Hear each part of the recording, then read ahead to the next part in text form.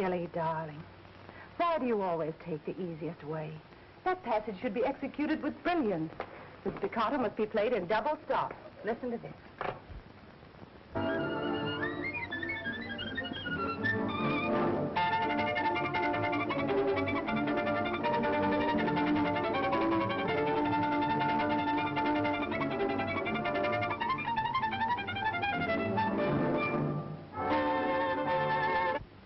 That's the way Antoine Pirelli plays it. Do you see the difference? Yeah, I get it, Mom. All right. Go.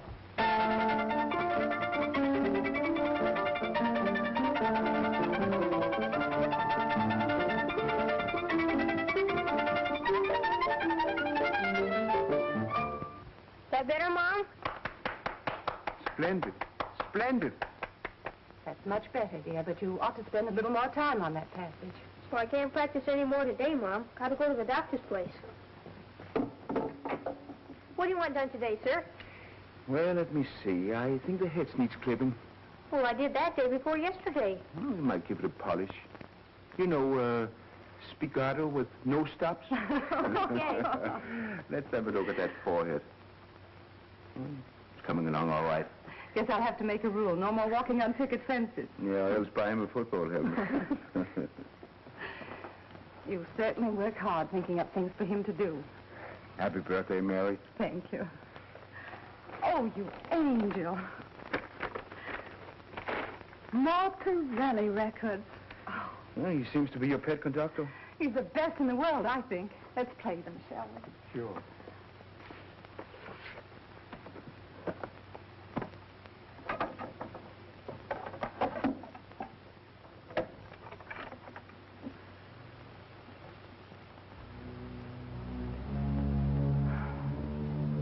No one can inspire an orchestra the way he can. Sweet of you. But you shouldn't spend money on me like this. Oh, don't be silly. There ought to be a half a dozen men spending money on you. I wish you'd throw this thing away and give some other man a chance. Am I by any chance getting a proposal? I wish you were, but I'm too old, worse luck. Oh, but seriously, Mary, you ought to have a man to look after you. Perhaps I will someday if I ever find a man as fascinating as John. Handsome fellow in those days, wasn't he? That was taken in Paris a week after we met. And signed with all my love. A fast worker, wasn't he? Mm-hmm. Whirlwind courtship, whirlwind marriage, and 12 years of repentance. But you never stopped loving him. No. I don't know why it is that women always seem to cherish the men who've been unfaithful to them. I'm not sure now that he was. It was such a shock to me at the time. I was very young and idealistic. And impulsive. Oh, dreadfully.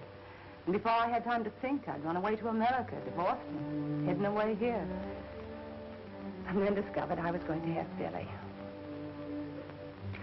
Well, if a woman is going to walk out on a man like that, at least she ought to forget him. A woman doesn't forget a man like John Pierce. And if you ask me, a man doesn't forget a woman like Mary Stanley. I hope for his sake that's not true.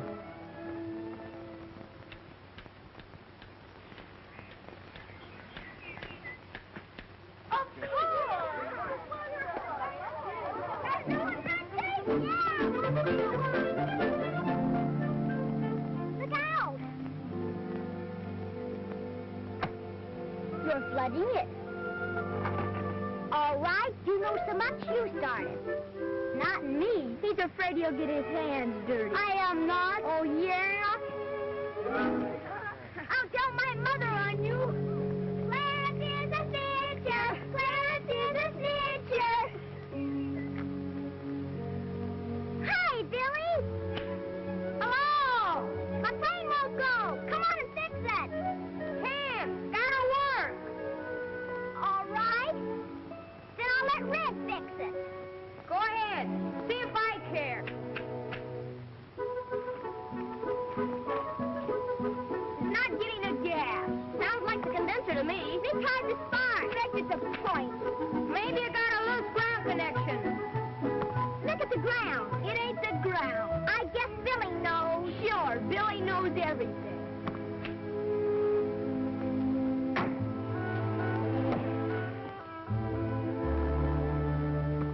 Give me that.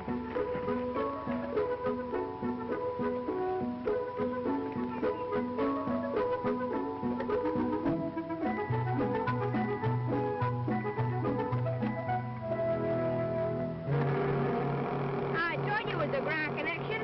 You see?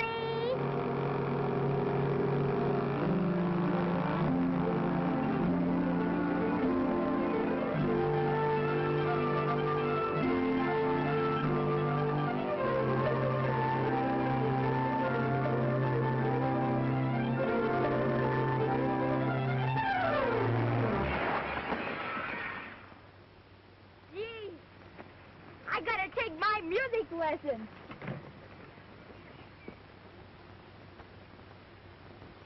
I see you, Billy Stanley. You come right here this very minute. Gee whiz. No, I'm going. You're not either. It was my plane. Yeah, but I flew it. I don't care. I asked you to. You do what I say or I'll never fix your old plane again.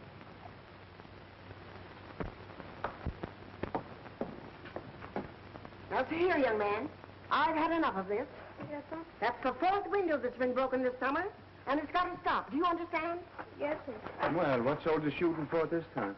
I just broke a window with this. Yes, and this time he's got to pay for it. I thought you were clipping the hedge. Well, I was, but I stopped for just a minute. I just wonder if you weren't taking in a little too much territory. Huh? Now, if you put the rudder a little more to the left, wouldn't it fly in a tighter circle and land right back on the field? Gee, that's right. I don't like to interrupt your scientific observations, Doctor, but who's going to pay for the window? Oh, yes, yeah. That's right. Let me see, one pane of glass. That's about 5 cents, isn't it? 20 cents? As much as that? Well, of course, we'll have to take it out of Billy's wages at the rate of about 5 cents a week. Oh, by the way, it's payday, isn't it? Yes, sir. Well, oh, I've only got a quarter. Afraid I can't make change. We'll start the deductions next week. I can make the change, Doctor. Here's a couple of dimes. You'd only get a nickel if I had my way. I guess you'll remember about that left rudder the next time.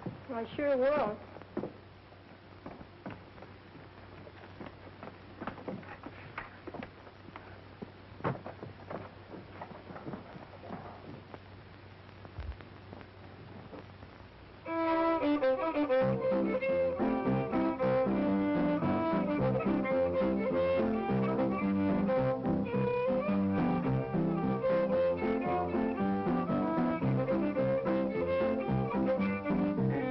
How's that, Mrs. Stanley? Well, Johnny, I got all the notes right, didn't I? letter perfect. But there's a great deal more to music than just striking the right note. Why are you always in such a hurry? Well, I got to play football. Johnny, why do you go on taking music lessons? Because my pop says I got to be an orchestra leader like Kay Kaiser. He says they make good money. Better than a truck driver, even. But you'd much rather be a truck driver, wouldn't you? Honestly. Sure. Who wouldn't? One of them big diesels. Then I wish you'd tell your father that I can't go on taking his money. Because you'll never make a violinist, much less an orchestra leader. Do you mean that, Mrs. Stanley? I regret to say I do. Gee, that's super!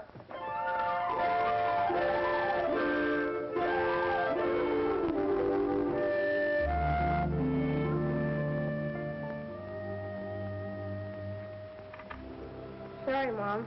5-cent chai today. Meaning one soda. Nope, busted window. Mrs. Hastings made him dot me that much a week. Well, I don't suppose that'll break it. Though every nickel counts just now. I know. Say, Mom, why can't I get a job in a dance orchestra someplace? Well, I might earn as much as $15 a week. We're aiming much higher than that, darling. Billy, dear, I believe you can become a really fine concert artist. Me? A concert artist? Yes. But first I have to get you to Chicago or Cleveland or New York for an audition. And that takes money. New York? Just wait till I tell Nancy. I'll bet she'll mind me now. I doubt it. But it means hard work this summer, Billy. At least 8 hours practice a day. Yeah, I suppose so. Life can sure be tough, can't it, Mom? You bet it can. But it can be splendid, too, with something like this to live for. That was Mrs. Mitchell. Francis got another sore throat. Really? She said you must fix him up so we can go to Mrs. Higby's musical this afternoon. Is that today? Fourth Sunday in the month. And you needn't look like that. You can't get out of going. Why do I have to listen to her pupils? Because you brought them all into the world, and their fathers and mothers expect it. I'm supposed to do. And you got to see Mrs. Bailey. She says her feet are bad again.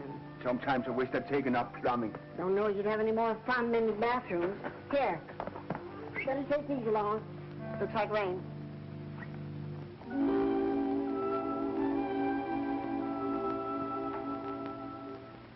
I didn't know what to do, Doctor, so I rubbed his throat with goose grease and bound it up with flannel.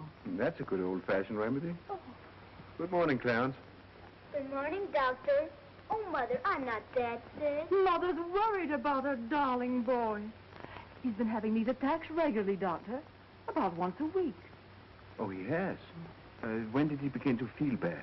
About an hour ago. I see. You might get me a glass of water, Mrs. Mitchell. Yes, Doctor.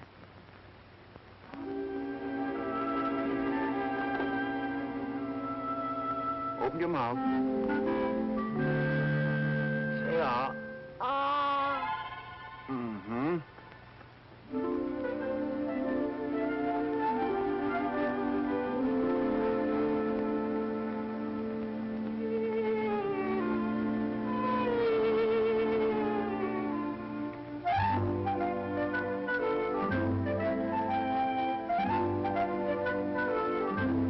Open your mouth.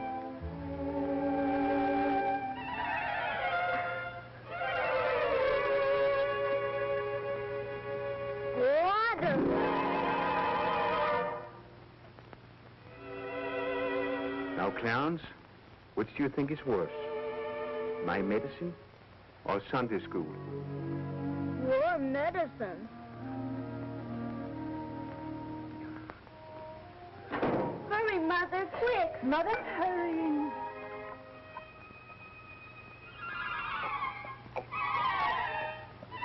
I do hope you'll be all right for the music hour this afternoon.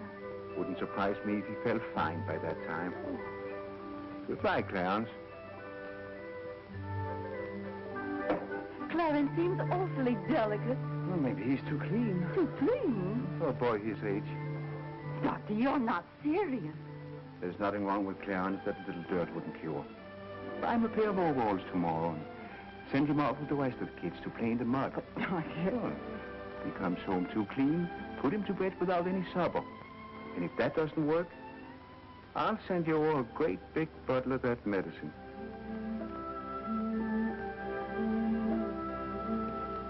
I'll have all the ridiculous prescriptions.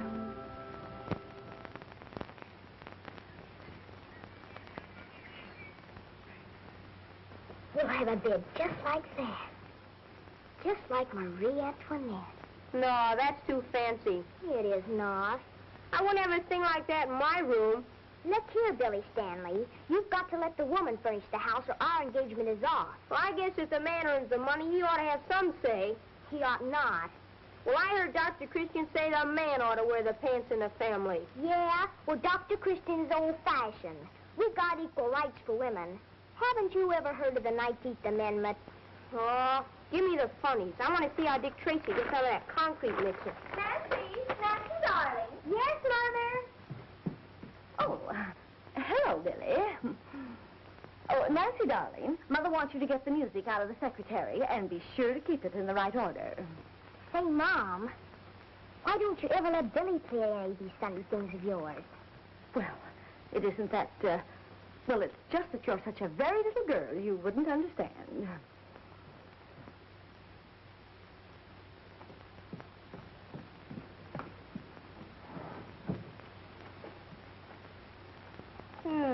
Mr. Clarence is going to play this on his sax. I bet that'll be good.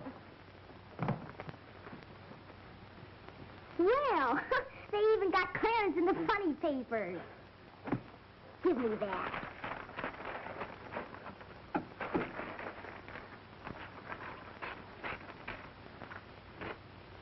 Oh, I'm so glad that you could come this afternoon. We wouldn't have missed it for anything. It's simply lovely. And you, my dears, I'm so happy to see you. And darling Clarence, how does your throat feel? Oh, it's all right now. My dear Mrs. Higbee, what do you think Dr. Christian prescribed for Clarence's sore throat? Dirt. Oh, hello, Dr. Christian. I'm so happy to see you here. And my dear Mr. Stanley, I'm afraid you may not consider my little concert up to your critical standards. But in the matter of music, we hope that quantity will make up for quality. I'm sure it will.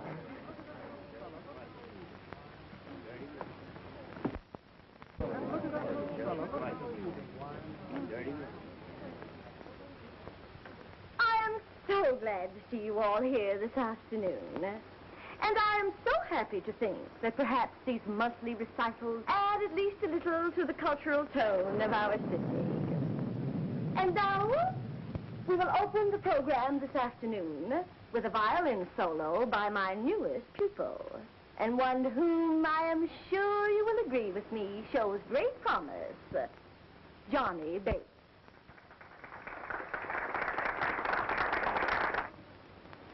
I thought Johnny was one of your pupils. He was. Why did he leave you? I advised him to give up music.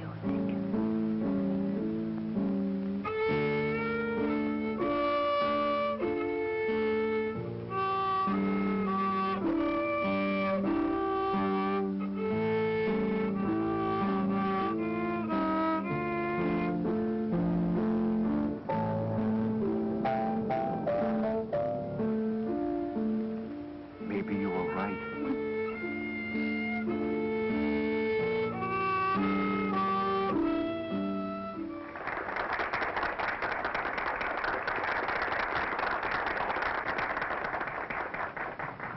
And friends, if you will pardon me for saying so, we now come to the pièce de résistance of our little soirée. A saxophone solo by darling little Clarence Mitchell.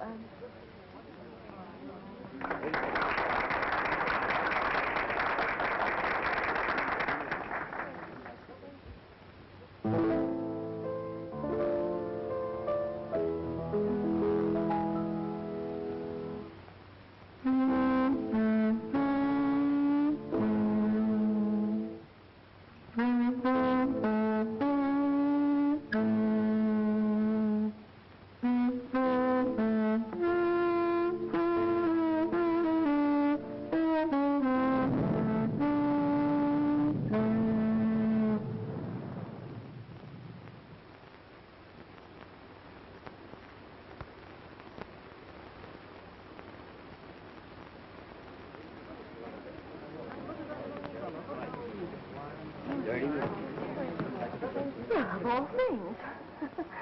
A little unfortunate circumstance.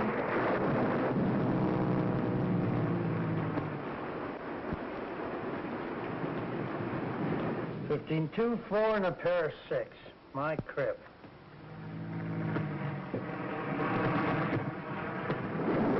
Somebody in trouble? Sounds like it.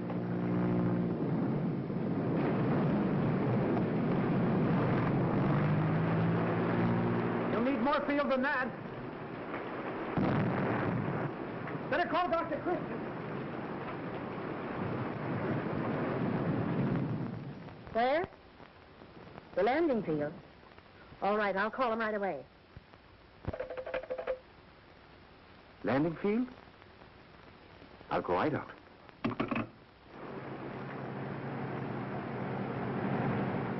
This is Dr. Christian. How do you do? The patient's a very important man.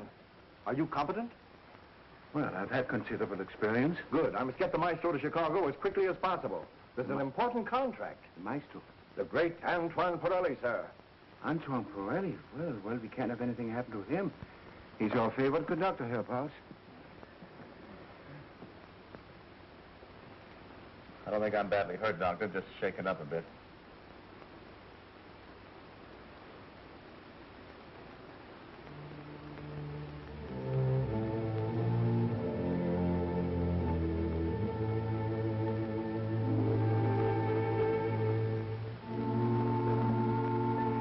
Can you sit up a minute? Oh, sure. Thank you. What's the answer, Doctor? I'm all right, Mickey. Arranged for accommodations on the next train. I'm afraid you'll have to postpone the trip. What's on your mind, Doctor? Well, I don't think there's anything serious, but I'd like to keep him under observation for a day or so.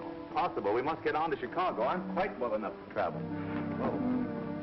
You better sit down. Hey. But, Maestro, the doctor is right. You are hurt. Quite badly, I think. Think of the headlines I shall get in every paper in the country. Worth thousands to us. Flying Maestro crashes. Is there a decent hotel, Doctor? We think so. Good. We'll take the largest suite. There'll be flowers all over the place and nurses. And the newsreel cameramen will come and find the Maestro with a beautiful bandage on his head. There'll be at least one nurse. Riversend 7-9. And, Doctor, about that nurse, please. One who photographs well. No old battle axes. I think you'll find it quite satisfactory. Hello, Mary. Give me a hand, will you? Sure. But, Doctor, isn't Judy available? Well, Judy is still on her vacation, and Stella Carson only leaves in the daytime. Mm-hmm. You'd better come right to the hotel. Goodbye.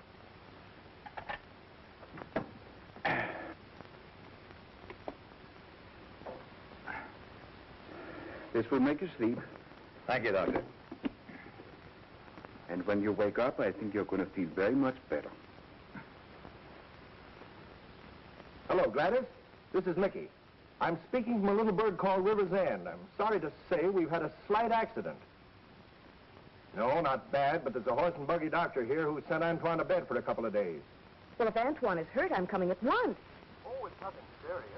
But I just called to warn you not to believe anything you read in the papers. It's just a little ballyhoo. And tell your father and the broadcasting people that we'll be a couple of days late for rehearsal. Hello, Mary. Hello. I hope you're feeling quite fit. Of course. What is it, Doctor? Slight concussion. He's sleeping under a sedative now.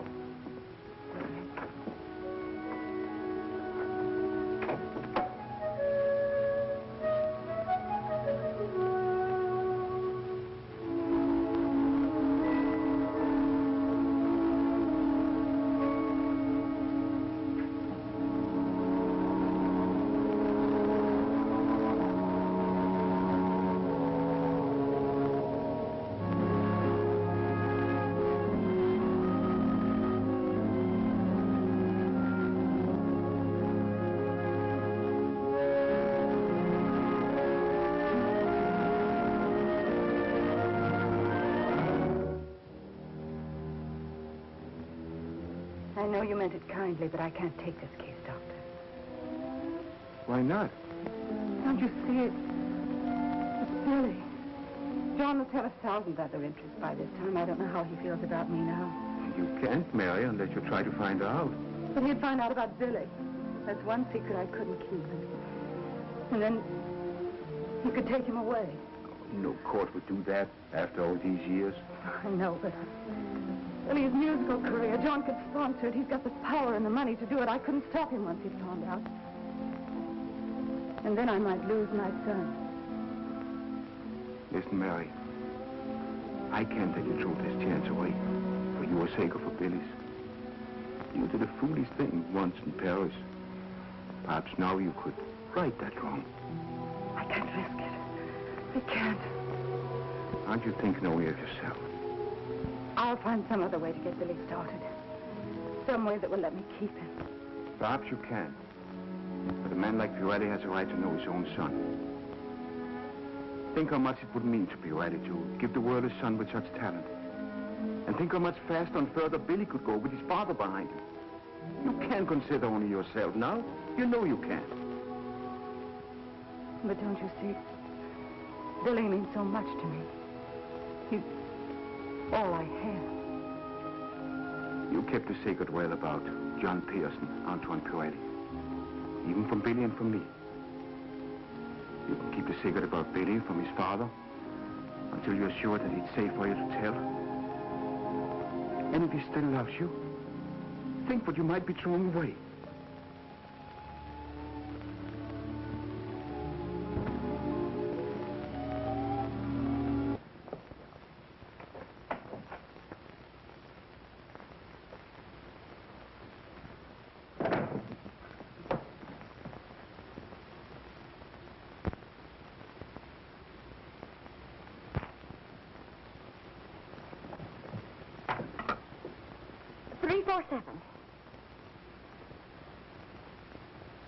Mrs. Bates, have Johnny get up, put on a Sunday suit, and come to me at once. With his violin.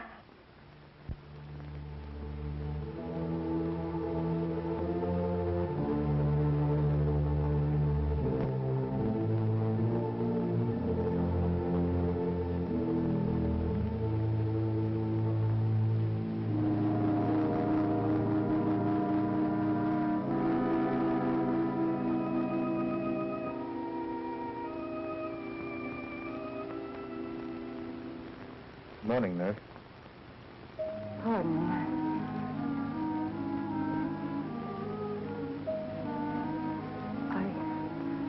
I must have fallen asleep. I beg your pardon. I'm the one that's been asleep. When did you come in? I've been here all night. I must speak to that doctor. His sedatives are much too effective. Would you open that blind little for me, please?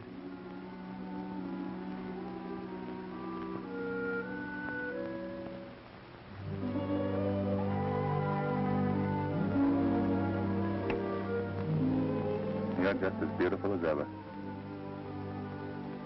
And you haven't changed a bit.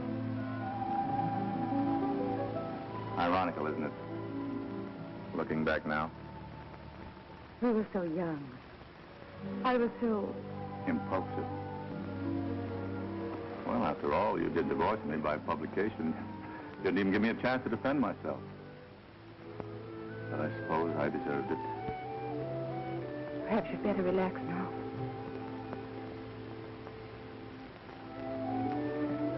How have you been getting on, Mary? Well, as could be expected, I have my work, and I find a certain amount of happiness in it. Good morning. Good morning, Doctor. I brought Miss Carson to relieve Mary. And by the look of things, it's about time. The patient looks better than the nurse this morning. Then we have the nurse to thank for it. You better go home and get some rest, Mary. Am I well enough to have visitors today? I think so. Might even take that bandage off today. Dr. Christian, I'm not very familiar with the ethics of medicine, but is there anything in the code to prevent a nurse who is off duty from returning to the sick room as a visitor? Well, in certain cases, I prescribe it. You will come back soon? Yes, John.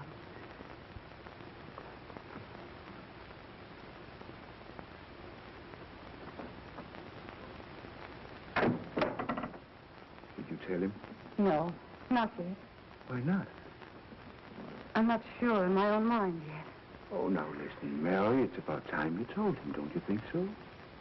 Mr. Delancey will be down in just a moment, Mrs. Higby. Thank you. Come along, children. Get out your instruments. Hurry along. Hurry along. Silence. I'd like to see Mr. Pirelli, please. I'm sorry, I can't disturb Mr. Pirelli. Why, Miss Martin. Mrs. Higby, you came all the way from Century City. Why not? I have just as much right. I think not. After all, Mr. Pirelli fell in River's End. So these are the little musical aspirants, eh? Are you Mr. Delancey? Yes, I have the honor to serve the maestro as business manager. Then you can arrange an audition. Yes, an audition? I have several pupils of exceptional promise. So have I. Well, ladies, I'm sure your little charges are talented, but unfortunately, the maestro has had to make a rule. He cannot give auditions. Oh, but surely just this once. Yes, just this once. I'm sorry, ladies. The rule is never broken. Good day. Well, we'll just have to go back home again, children. Yes, I suppose there's nothing else to do. Come on.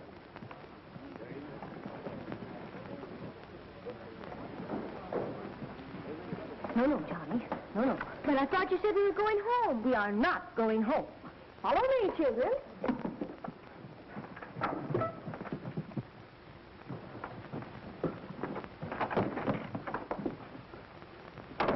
Mary Stanley, how like you to push your way in there. Push my way in. If he's agreed to give Billy an audition, I shall most certainly see that he hears my pupils, too. There's been no mention of an audition. Mr. Pirelli is ill, and I'm the nurse. I always said I should take up nursing.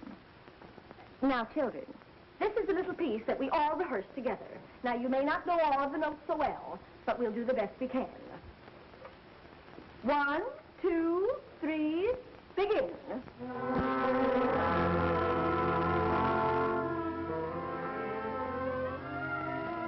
For pity's sake, what's that? Sounds to me like Mrs. Higby. Who? Our local musical impresario. I understand, Doctor. That is what the hepcats call a clam bake. I was trying to stop it. No violence, Doctor. Just give him one of your sleeping pills.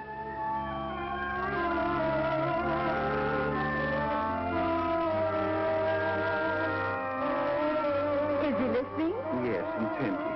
Does he want us to go inside? No, I couldn't allow it. You see, Mr. Pirelli has been quite ill. I wanted to rest. But it would only take a minute. I'm sorry, Mrs. Higby, but I mustn't. Unless you leave at once, I cannot answer for the consequences. All right, children. I guess we will go home. Well, you can at least tell your parents that you've been hurt by the great Anton Pirelli. Of course! Come on, children. Come along. It was fine.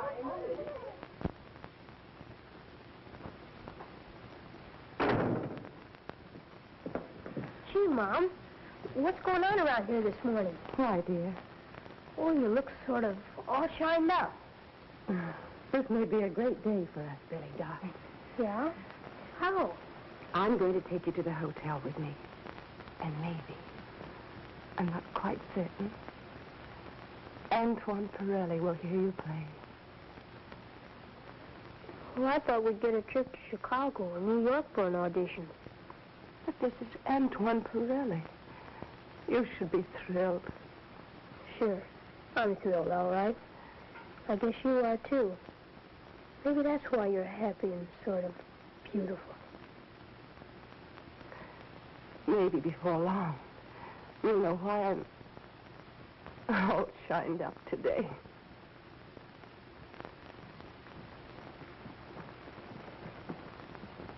Now, you wait here, Billy, until I call you. Okay, Mom.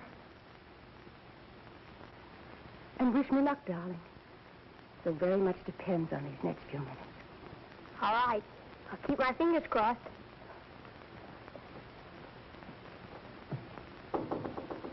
Come in.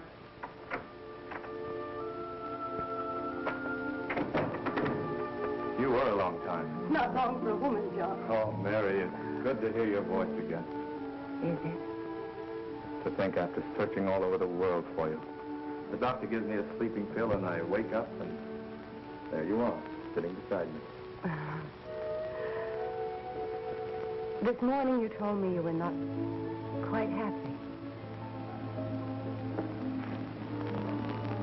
Mary, darling, I haven't known a single happy hour.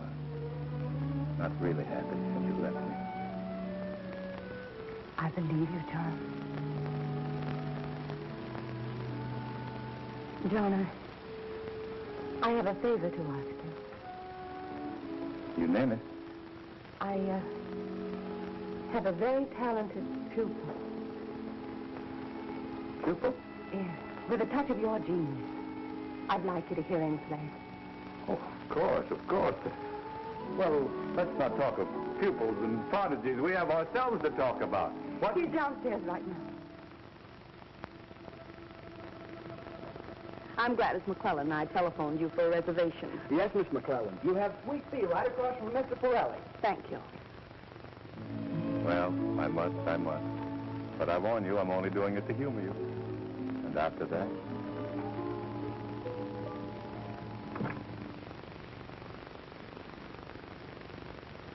Darling, I see you're not too badly hurt. Nothing serious? That's the moment I got your call, and evidently I arrived just in time. Gladys, this is Mary. How do you do, my dear? Antoine is so devastating, isn't he? And a past master in the old continental custom of kissing the hand. But you mustn't take him too seriously. I've suspected him of having a number of these little excursions since we've met. But I'm going to marry the man in 2 weeks. So I think it's time you called a halt. And now, I'll take charge if you don't mind. I think I'll be much more soothing than a new and pretty face, won't I, darling? He's such a susceptible old pet. Wait, Mary. I think you deserve an explanation. Well, of course. But not now, darling. You're much too ill. And besides, I'm sure that this lady and I understand each other perfectly. I'll call you later, Mary.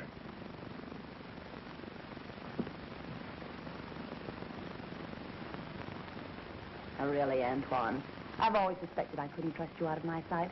But to flirt like this with a little country girl. That little country girl, as you call her, the woman I married in Paris 12 years ago.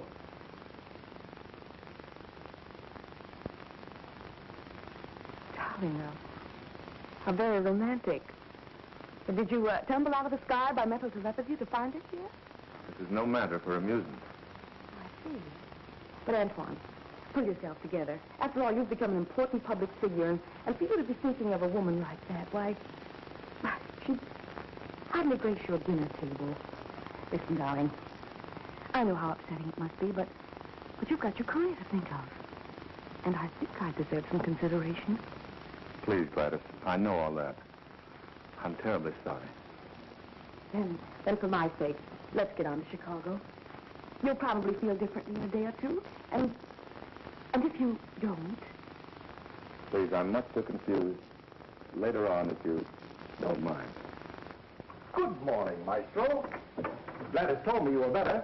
Yeah, I'm all right, Mickey. Excellent, excellent. Now we'll miss only one day of rehearsal. I phoned for accommodations on the next train.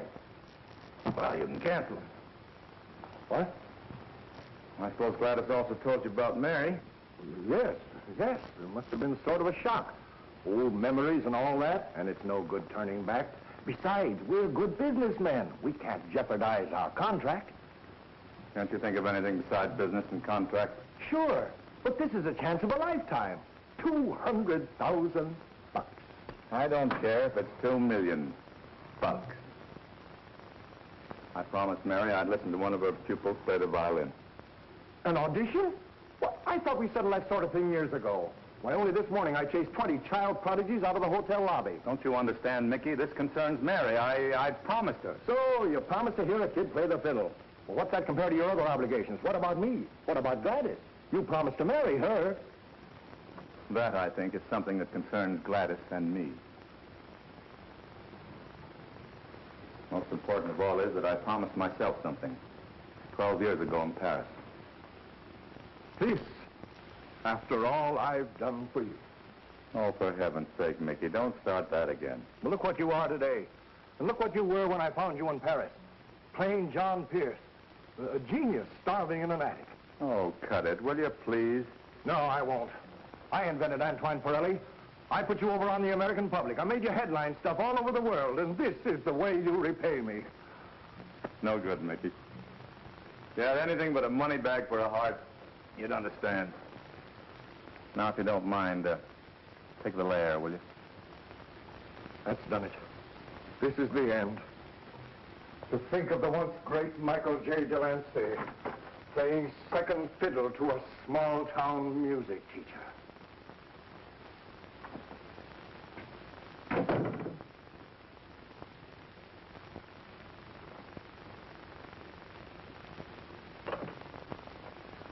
Send up a double brandy, quick.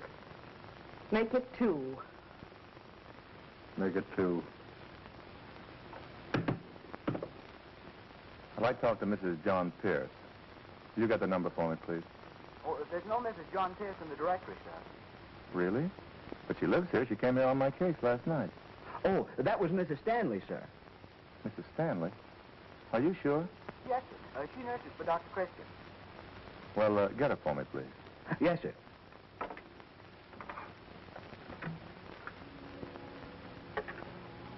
Hello? Hello, is this Mrs. Stanley's residence? Yes, sir, this is Mrs. Stanley's house. Can I speak with her, please? Well, I'm sorry, sir, but my mother isn't here just now. Did you say your mother?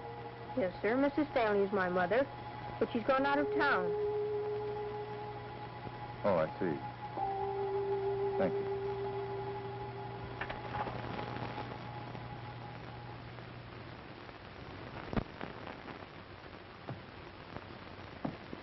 Hello, Doctor.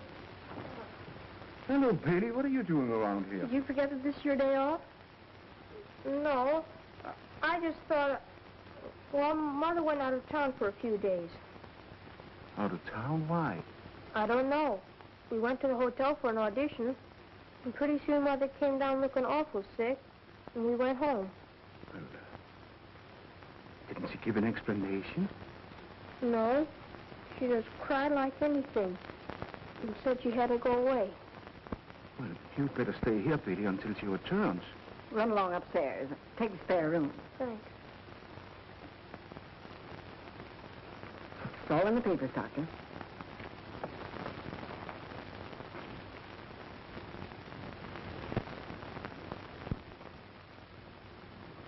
I can't understand it.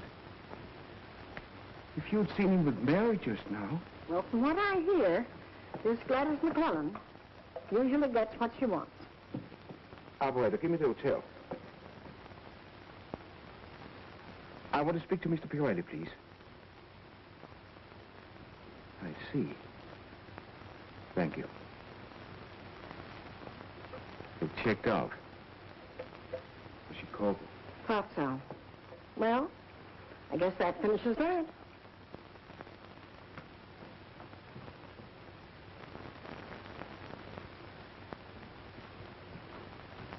Those are mighty good pancakes, Mrs. Hastings. There you are, Doctor. Another of your medical theories shot full of holes. Who says the human stomach only holds one quart? Well, when a fella gets a free meal, he ought to make the most of it. That's right, Billy. Yoo-hoo, Billy! Sounds like Nancy. Yeah. Better hurry. Women hate to be kept waiting. You bet they do. I know. You better prescribe for yourself this morning. You didn't eat a thing. It's no use, Doctor. In spite of all your knowledge and medical research, you'll never know why a woman acts the way she does when she's in love. I don't know what Mary was thinking about. Thinking? Women don't think. They feel. They haven't got any brains. Just a few assorted emotions. And only about 3 of those. The strongest being to protect her young. That's number 1. I suppose she thought it was the decent thing to do, to walk out like that. Decent? When is a woman ever decent when she wants to fight for a man? That's emotion number 2. Not much fighting, Mary. When the other woman showed up in the scene... Other woman? There's always another woman. That's when the fight really gets going. That's number 3. Oh, no, Doctor. A man will never realize what makes the wheels go round in a woman until he's married to one and gets it beaten into his head with a rolling pin. Then he says he's misunderstood.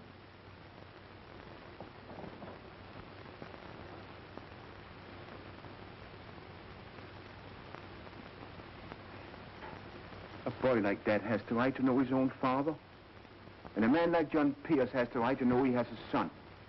Well, why don't you stop worrying and do something about it? You're Billy's godfather. So I am. How much money have I got in the bank? Oh, about $136. And we need it all for bills.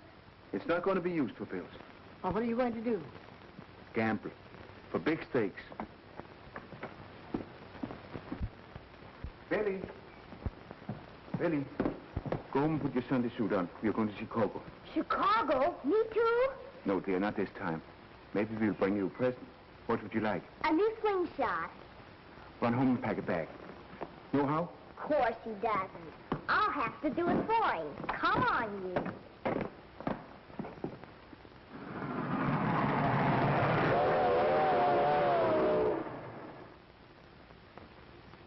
Northern Broadcasting Company. Operator? Just a moment, I'll Music see. library? 1 moment. But my daughter has the most marvelous voice. She can sing high C. Hi, C, dear. No, not here. Madam, I told you that auditions are Wednesdays and Fridays only, and never in the lobby. Very well. I shall take Irma to the Excelsior Broadcasting Company. Sure you, madam. That is the law. Auditions Wednesdays and Fridays only. We are not here for an ordinary audition. We wish to speak to Mr. Pirelli. Senior Pirelli rehearsed the 5th floor. Thank you. Oh, you can't see him. No one is allowed in the rehearsal room except staff and sponsors. Oh, but this is urgent. We've come a long way. Sorry, sir, but we don't violate the rules for anyone.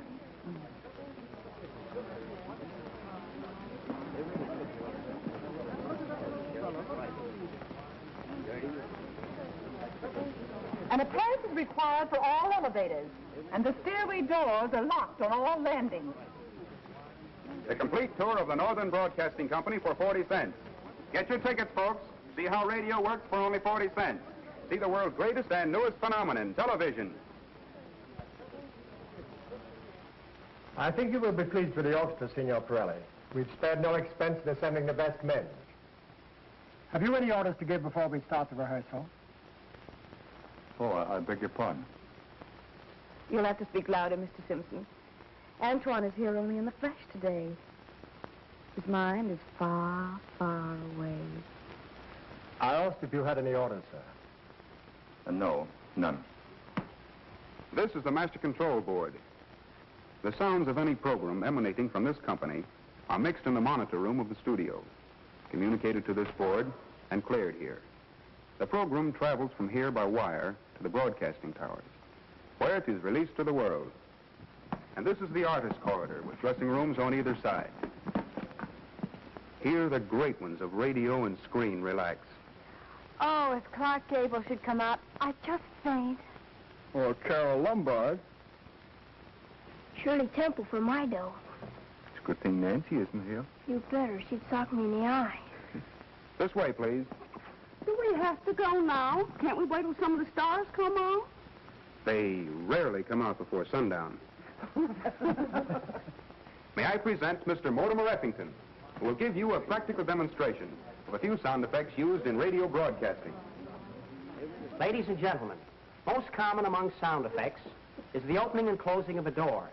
Now, this is one effect that is utterly impossible to fake in any manner, shape, or form. Now, when you hear a door opening and closing on a radio program, you can rest assured it is a door. Door opening, door closing. And now the sound effect of soldiers marching.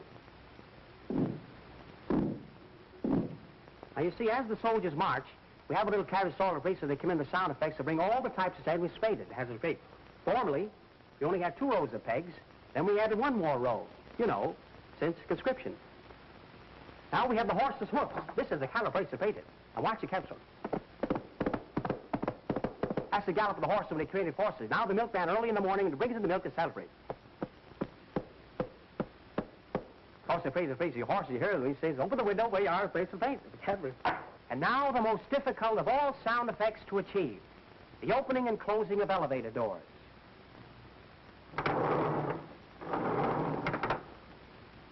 Oh, that's only a roller skate.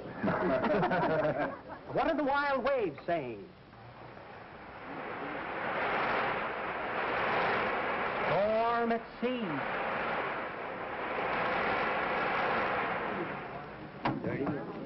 Now that effect is achieved by BB shots and a drum head. That's why we search all little boys and make them check their air rifles at the front door. You understand that all sounds are not created manually. You have to go and see the parts of the phonograph records, and we just gotta play the device. Now the airplane zooming and zooming. Must be something wrong with the cat. Now, if you want a battle scene, all you got to do is save the photo and put it right in the case of space. So we can buy some of the whole of needles and puts all the sound effects today to me. So far into the night. And this little instrument, the champagne cork popping. Why be a cheapskate? Let's throw a party.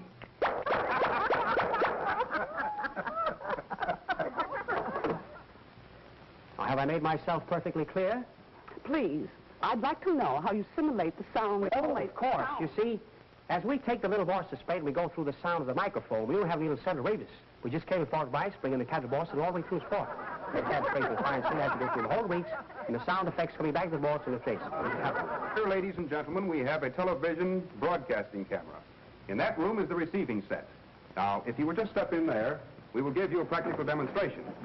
If someone, young man, Yes? would you like to go home and say that your voice and picture had been broadcast by television? Boy, that'd be keen. And step this way. Do your stuff, baby.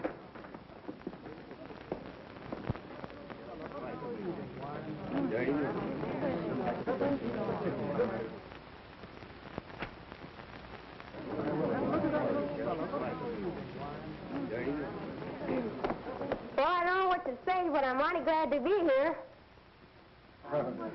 Isn't that wonderful? Yes.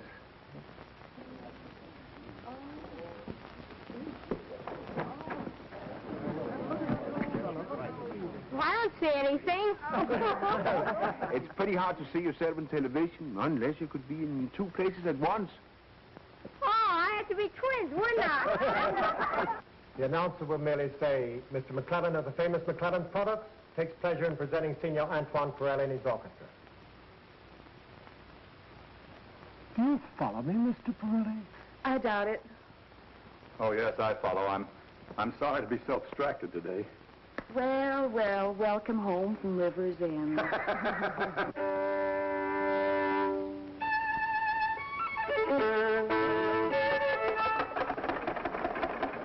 Weingarten, I'm in luck to have you with me. A great privilege, senor. Cautious idol, my dear fellow. It's a long time since we played together. Not since our fighting days. That's right. All right, gentlemen. We'll start with the letter B, second movement. On your left, we have Studio I, where rehearsals are now in progress for the McClellan Symphony Hour. Antoine Pirelli conducting. Here is a room for the relaxation of the personnel of the broadcasting company. Down this way, we have the publicity department, where the stories of the stars are sent out to the press. What are we playing, Doctor? Cops and robbers? Listen, Billy. For the next few minutes, you must do exactly as I say. And not ask any questions. Understand? Yes, sir.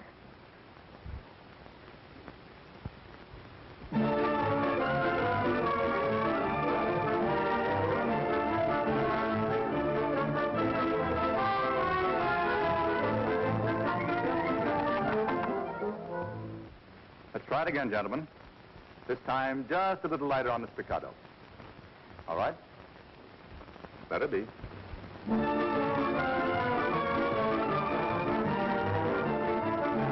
know that. Sure. Take out your violin.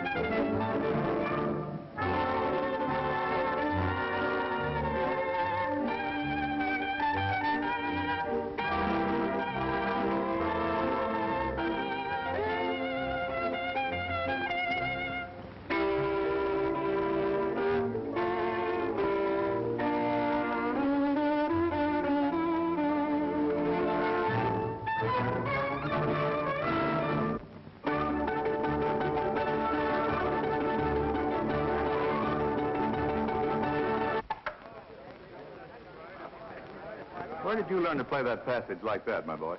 My mother taught me, sir. Your mother? Dr. Christian, who is this boy? Mary's favorite pupil. The one you were to listen to. What's your name, son? Louis Stanley, sir.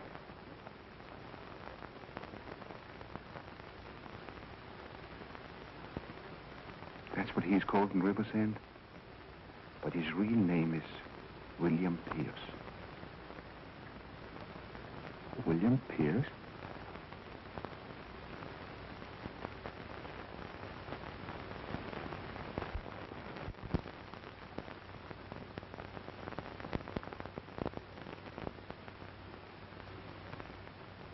You play well, my boy.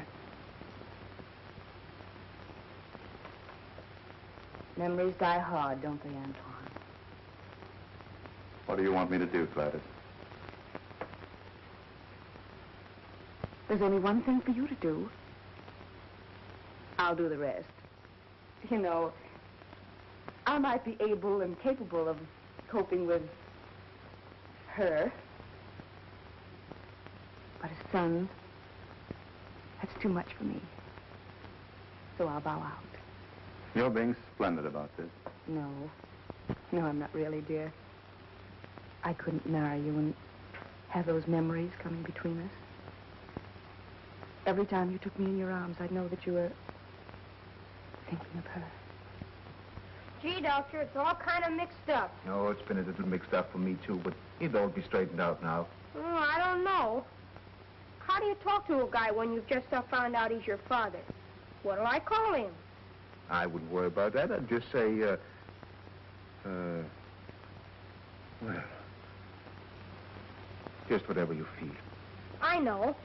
I'll just say, how do you do, Father? No, that's too stiff and formal-like. How, Daddy? No, that's sappy. Hiya, Dad. See, that sounds pretty good. Sounds pretty good to me. Hello, son. Hiya, Pop. Dr. Christian, hadn't you better take Billy to my hotel and after lunch tomorrow, take him out to the ballpark to see the White Sox play. Would you like that, son? Boy, that'd be super. And say, maybe you better get a couple of suits of clothes. Dr. Christian will help you pick them out. And a dinner coat. Gee, you mean one of those with a hard-boiled shirt? Sure, if you're going to hang around this Mickey guy, you got to get used to a stuffed shirt. But, Maestro, please, the rehearsal. Now, look, Mickey, I'm tired of being a puppet. You've pulled the strings long enough. From now on, I'm going to stand on my own hind legs and cast a shadow. I've got some unfinished business to attend to, but I'll be back in time for the broadcast, and that's all you need to know. How's that, son? That's telling him, Pop. Oh, Dr. Christian, take good care of my boy. I always have.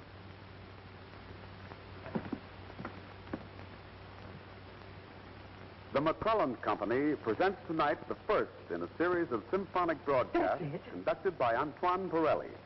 Our guest soloist is a boy violinist making his debut in radio, Antoine Pirelli, Jr. He will play the arrangement of the Brahms Hungarian dances made famous by his proud parents, Antoine Pirelli, Sr.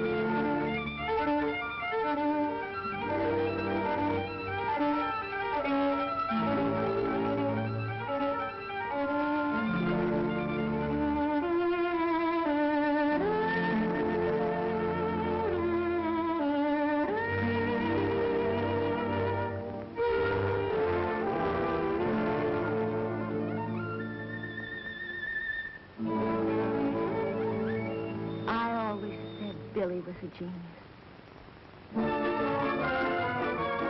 And Johnny, tell your father I can make you a genius too. With a few extra lessons.